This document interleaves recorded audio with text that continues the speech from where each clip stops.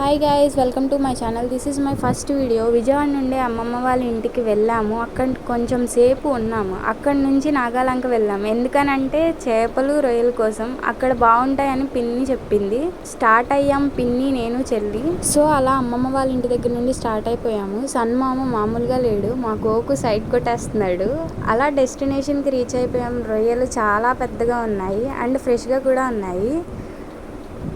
అలా 2 కేజీలు రొయ్యలు తీసుకుని పీతలు చూడడానికని వెళ్ళాం, కానీ కాస్ట్ అద్దరిపోయింది. ఇంకా అక్కడి నుంచి వచ్చేసాము. వచ్చే దారిలో చేపలు కూడా చూసాము, కానీ అంత బాగోలేదు ఆ చేపలు.